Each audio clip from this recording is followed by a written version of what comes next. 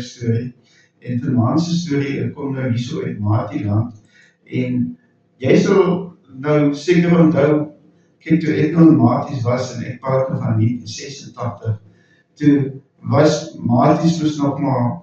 ek dink al wat verander het in Maatieland is nou maar die studente. Ek onthou daardie tyd was dit vir my gewees, dan stap ek nou klas toe, of ek ry met die fiets klas toe, en dan kom die mooi meisies van vooraf, en dan groet julle, en dan groet hulle jou vriendelik terug, en baie van hulle het jy nou die name geken, maar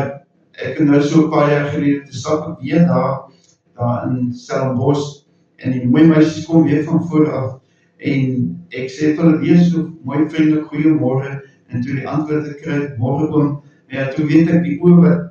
wat kyk is nog dieselfde, maar die oor wat na my kant toe kyk is nie meer dieselfde nie. Maar ja, ek gee nie om te wees, dit is wat deel van die lewe. Maar daar was 'n tyd gewees dat die studente, Stellenbosch doen nou heerlik, weet afstand ons maar by mekaar, so jy kan oral stap by en wees. Ek het elke oggend van die kosses afgestap tot by my klas, 10 minute. So,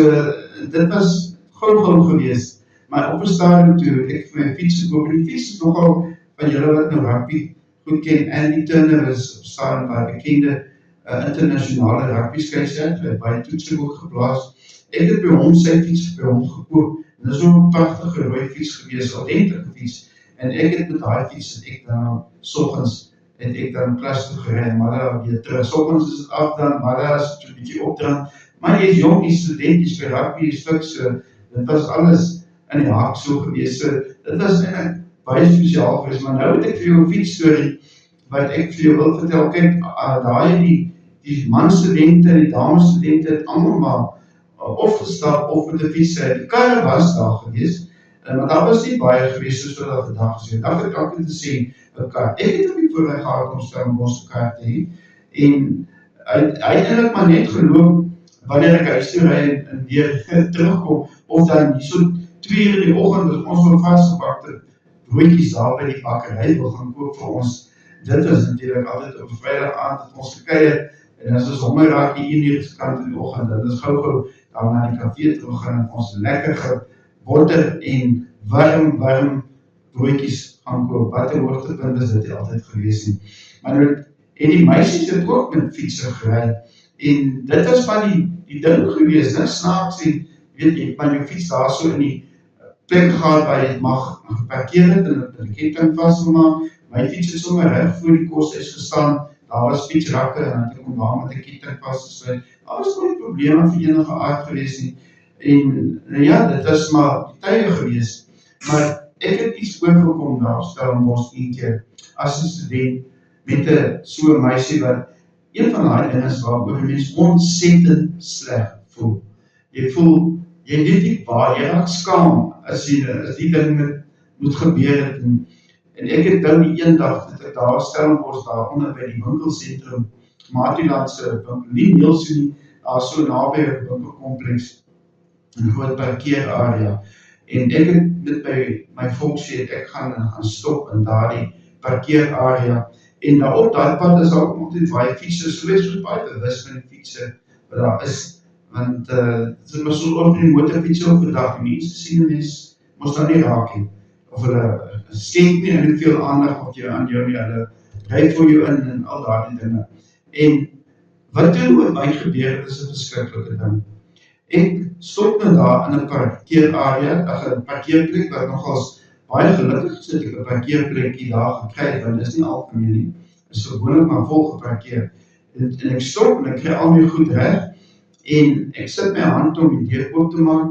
en daar maak ek hom oop, en ek maak die deur seker net so 2 cm oop, het kan dan 5 cm wees. En die volgende oomblik hoor ek net hier iets teen my deur stamp, en die volgende oomblik hoor ek net 'n slag, en ek sien net daar gaat 'n fiets, en ek sien net daar gaat 'n meisie saam met die fiets. En nou kyk ek die persoon, so ek kan glad nie verstaan wat er gebeur het nie. En dis toe dat ek dan oor die ding dink, en ek kyk na die meisie, en ek sit in die kar, en ek weet wat te doen nie, en hier kom die ding gebeur, en dis toe dat ek 2 by mekaar sit, my gis, sy het ons so naby aan my opties se deur gery, dat net die punt van haar handelbaar, handvatsels, het aan my deur geklip, soos hulle sê. En dis goed genoeg om daai fiets te laat val. En die meisie het geval en ek,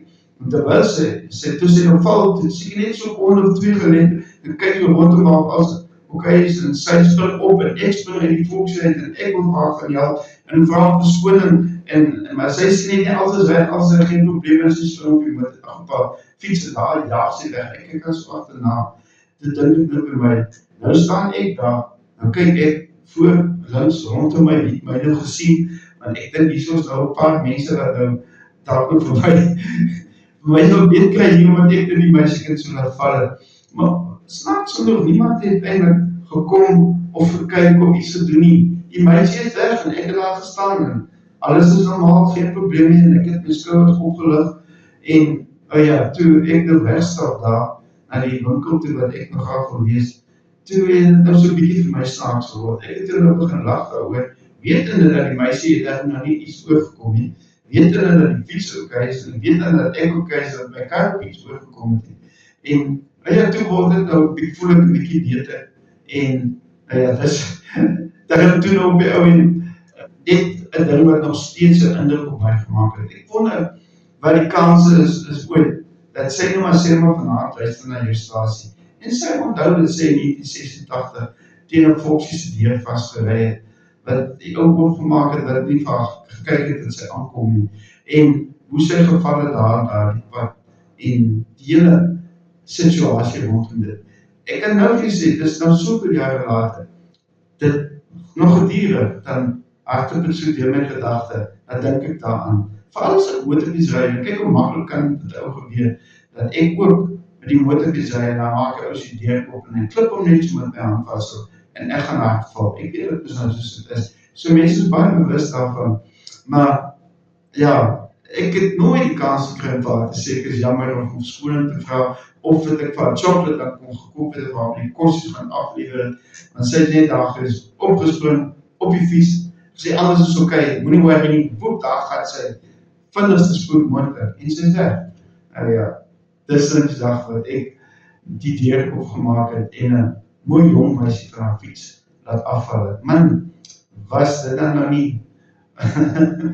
is dat wel baie sleg geweest vir my, want dit is deel van die lewe.